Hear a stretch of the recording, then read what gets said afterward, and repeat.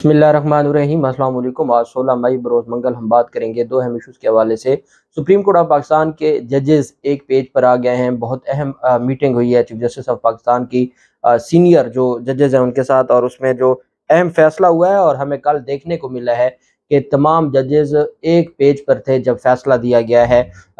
जो वफाकी शरई अदालत के चीफ जस्टिस का, और मुतफ़िका फैसला आया है और उसका आगे क्या नतीजा होगा। और मैं ये समझता हूँ कि पीडीएम का जो धरना था उसने चीफ जस्टिस ऑफ पाकिस्तान को मज़ीद मजबूत बनाया है, सुप्रीम कोर्ट को मजबूत बनाया है, और सुप्रीम कोर्ट के जजेस, एक इमरान खान की गिरफ्तारी ने जजेस को सोचने पर मजबूर किया, और फिर एक जो इन्होंने सुप्रीम कोर्ट ऑफ पाकिस्तान के बाहर खड़े होकर जिस तरीके से जजेस गेट को बंद किया, वहाँ पर जो गुफ्तगू की, उसके बाद जो चीज़ें हैं कौम के लिए, अवाम के लिए, वो बड़ी पॉजिटिव नज़र आ रही हैं। उसकी तफसील मैं आपके साथ शेयर करूँगा। और साथ हम बात करेंगे फवाद चौधरी की गिरफ्तारी के खिलाफ दरख्वास्त दायर की गई थी, उसमें अहम पेशरफ्त सामने आई है, उसकी तफसील भी मैं आपके साथ शेयर करूँगा। पहले मैं आपको बताता चलूँ कि पाकिस्तान तहरीक इंसाफ के रहनुमा शहरियार आफरीदी को रात गए उनकी बीवी समेत गिरफ्तार कर लिया गया है। उनके इस्लामाबाद घर में सेक्टर F8 में नक्स अमन के तहत उनको गिरफ्तार किया गया है 3 MPO के तहत।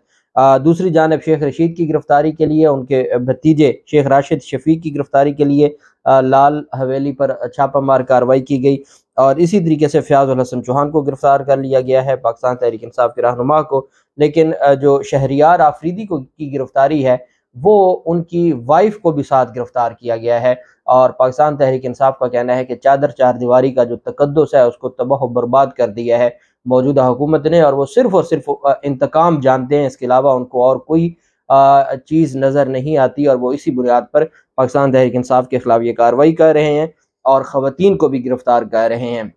मैंने देखा है कि जिस तरीके से अवाम के साथ जो वीडियोज़ सामने आ रही हैं, और अवाम को जिस तरीके से गिरफ़्तार किया जा रहा है, पुरअमन मुज़ाहिरीन को भी गिरफ़्तार किया जा रहा है, क़यादत को भी गिरफ़्तार किया जा रहा है। अगर चंद एक शरपसंद थे, वो जिधर से भी आए, लेकिन वो थोड़ी तादाद में थे, बाकी जो हज़ारों लोग निकले वो पुरअमन थे। अब कल पीडीएम का धरना था, उनको किसी ने रोका नहीं है, उन्होंने दरवाजे तोड़े हैं, रेड जोन क्रॉस किया है, सुप्रीम कोर्ट के जजेस गेट पर आए हैं। तो अगर तो आप शेलिंग करते और फिर आप देखते कि क्या मुश्तिल होना है या नहीं है, क्या आगे से वो पथराव करते हैं नहीं करते, तो फिर तो एक चीज़ नज़र आती। जब आप कोई घर से निकलता है पुरअमन एहतजाज के लिए और आप साथ ही तशद्दुद शुरू कर देते हैं, तो फिर क्या आप उसको क्या नाम देंगे? आप पुरतशद्दुद मुजाहरे कहेंगे? वो पुरतशद्दुद नहीं होते, पुरअमन होते हैं, लेकिन उनको पुरतशद्दुद बनाया जाता है। और जब एक जमात को इस हद तक दीवार के साथ लगा दिया जाए कि वो 4 बंदे भी बाहर निकलें तो उनके खिलाफ मुकदमा दर्ज हो जाए, दफ़ा 144 नाफिज हो, वो रैली करते हैं, रैली की वापसी पे दहशतगर्दी के मुकदमात तैयार होते हैं। और यहाँ पर मरीम नवाज ने जो गुफ्तगू की, हालांकि पैमरा की जानिब से कल एक नोटिफिकेशन जारी किया गया, लेटर तमाम टीवी चैनल्स को लिखा गया कि किसी भी सूरत में इदारों के खिलाफ, मेरे ख्याल में तो सुप्रीम कोर्ट को इदारे ही नहीं कंसिडर किया जाता, हालांकि आईन पाकिस्तान में तो 3 ही इदारे हैं, पार्लियामेंट है, एग्जेक्टिव है और जुडिशरी है। तो जो तीसरा सबसे बड़ा इदारा है आईन पाकिस्तान का के तहत रियासत का, उसको तो ये इदारे ही नहीं गिनते। अगर इदारा गिनते होते तो जब पैमरा कह रहा है कि इदारों के खिलाफ कोई बात नहीं चलानी, तो वो तो direct chief justice Umar Bandial साहब का नाम ले लेके क्या क्या कुछ नहीं कहा, जो एक आम पाकिस्तानी सुनना भी गवारा नहीं कर सकता। तो ना उनकी आदत के खिलाफ ना उनकी तकरीरें बंद होती हैं, ना उनके खिलाफ कोई दहशतगर्दी का मुकदमा होता है, ना कोई दफ़ा 144 की खिलाफ वर्जी का मुकदमा होता है, कुछ भी नहीं होता। और दूसरी तरफ अगर 4 बच्चे, छोटे मासूम बच्चे घर से बाहर निकल आए, उस पर भी कार्रवाई शुरू हो जाती है। तो फिर जो अवाम है वो देख रही है, अवाम को इन सारी चीज़ों का इल्म है, और जो इन्होंने पहले कार्रवाइयों का और ये सारा एक मामला बनाया था, कल जो पीडीएम का धरना है वो सारा कुछ एक जैसा कर गया है कि अगर वहाँ ऐसा हुआ तो यहाँ भी तो सुप्रीम कोर्ट के गेट तक पहुँचे हैं, और यहाँ भी तो सुप्रीम कोर्ट के जजेस गेट को बंद किया गया और रेड जोन के दरवाजे तोड़ के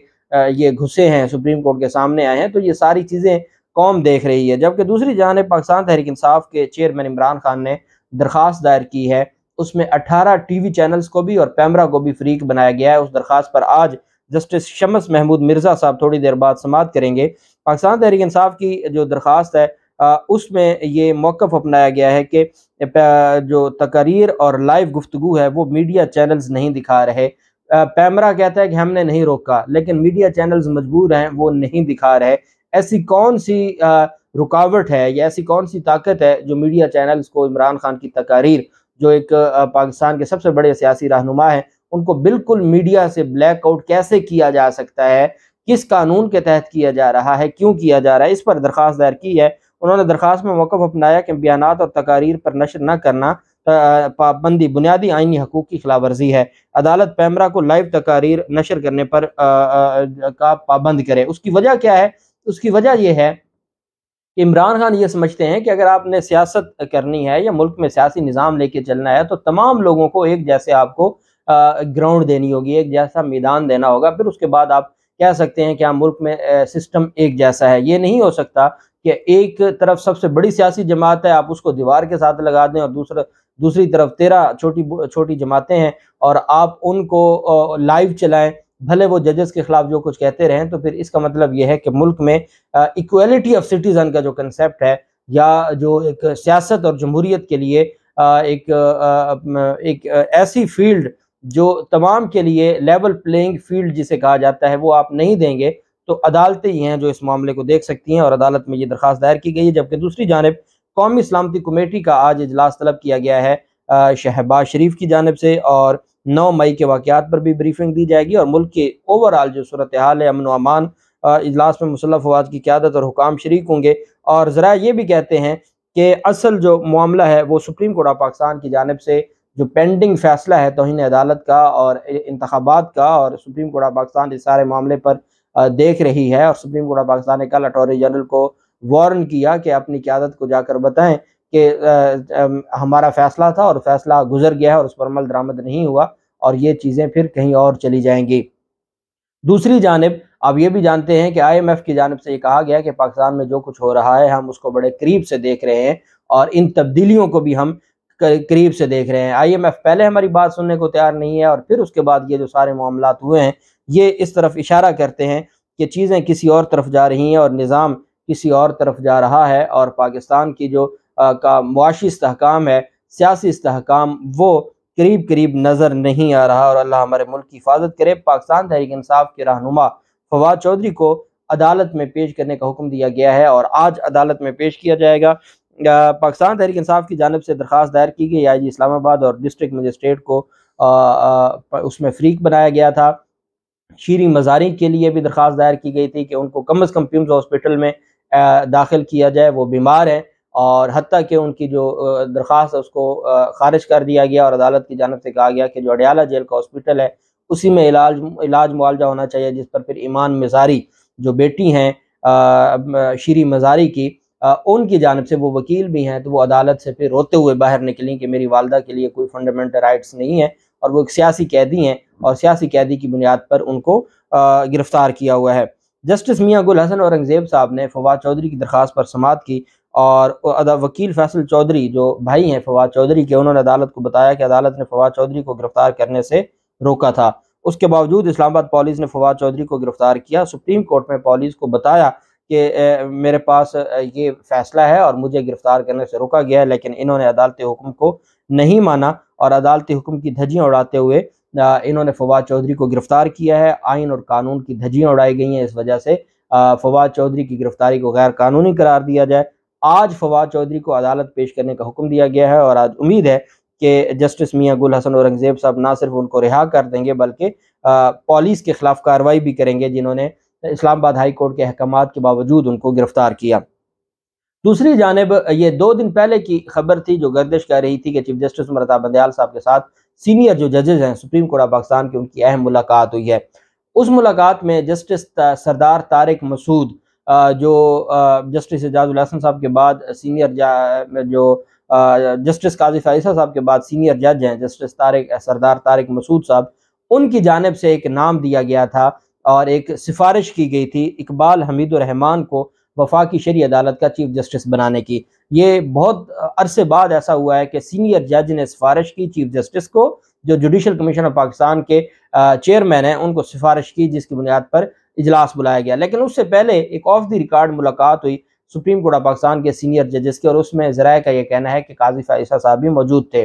وہاں پر ساری چیزوں کو ڈسکس کیا گیا، اور پی ڈی ایم کی جانب سے جو قانون سازی ہے، پی ڈی ایم کی جانب سے سپریم کورٹ آف پاکستان کے باہر دھرنے کا جو اس وقت تک خبر تھی کہ وہ دھرنا دینے جا رہے ہیں، اور انتخابات کا جو انعقاد اور انتخابات کے حوالے سے جو سپریم کورٹ آف پاکستان کے فیصلے تھے اس پر بھرپور انداز میں گفتگو بھی کی گئی، چیزیں ڈسکس بھی کی گئیں۔ शिकवे शिकायत भी की गई और बहुत सारी चीज़ें। उसके बाद जो सुप्रीम कोर्ट ज़रा हैं उनका ये कहना है कि चीफ जस्टिस ऑफ पाकिस्तान मुतमईन करने में कामयाब हो गए तमाम जजेस को कि अब ये जो मामलात हैं पाकिस्तान के, हमने पाकिस्तान का सोचना है, पाकिस्तान को देखना है, और पाकिस्तान में अगर इंतखाबात नहीं होंगे तो जमहूरियत ख़त्म हो जाएगी। और इस वक्त भी पंजाब और खैबर पख्तूनख्वा में भले जैसे आपको इतराज़ हो सकता है कि वो असम्बलियाँ दुरुस्त तहलील नहीं हुई, नहीं होनी चाहिए थी, लेकिन अब चूँकि वो तहलील हो चुकी हैं और आईन पाकिस्तान ने गुंजाइश दी है और आईन पाकिस्तान ने गैर मशरूत अख्तियार दिया है वज़ीर आला को कि वो जो असम्बलियाँ हैं वो उनको तहलील कर सकता है, तो उसके बाद अब इंतखाबात एक ज़रूरी अमल है। लेकिन यहाँ पर तमाम इदारे एक पेज पर हैं कि इंतखाबात नहीं होने देने, जिससे निज़ाम जमहूरियत तबाह बर्बाद हो जाएगा। उस पर तमाम जजेस इस बात पर मुत्तफिक हुए कि सुप्रीम कोर्ट ऑफ पाकिस्तान इस मामले के पीछे खड़ी होगी और सुप्रीम कोर्ट अपना तहफ़्फ़ुज़ और आइन का भी तहफ़्फ़ुज़ करेगी, तमाम जजेस इस पर। और उसका जो रिज़ल्ट हमने देखा, और मैं समझता हूँ कि ये PDM की सुप्रीम कोर्ट ऑफ पाकिस्तान के खिलाफ कानून साजी और PDM के धरने का पहला नतीजा सामने आया है कि वफाकी शरई अदालत के चीफ जस्टिस की तैनाती, जिसकी तकर्री की सिफारिश जस्टिस सरदार तारिक मसूद साहब ने की थी, उसको चीफ जस्टिस ऑफ पाकिस्तान, जो जुडिशल कमीशन ऑफ पाकिस्तान के चेयरमैन हैं, उनके साथ काजी फैज़ ईसा साहब, उसके साथ सरदार तारिक मसूद साहब, जस्टिस एजाजुल हसन साहब और जो बाकी नुमाइंदे हैं, पाकिस्तान बार काउंसिल का नुमाइंदा, वज़ीर कानून और अटॉर्नी जनरल, तमाम ने मुतफ़िक़ा तौर पर उनको चीफ जस्टिस वफाकी शरई अदालत मुंतखब कर लिया है। और आप जानते हैं कि इनके वालिद साहब इकबाल हमीद रहमान साहब, जिनका तस्करा पिछले दिनों चीफ जस्टिस ने कहा था कि मैंने मना किया था इस्तीफ़ा ना दो, लेकिन वो उन्होंने इस्तीफ़ा दिया था और उन पर एक इल्ज़ाम लगा था, उन्होंने इस्तीफ़ा दे दिया था। और जिनके हमीद रहमान कमीशन जो हम पढ़ते हैं, जो स्कूटेड ढाका 72-73 की जो रिपोर्ट है, वो भी इनके वालिद ने तैयार की थी। तो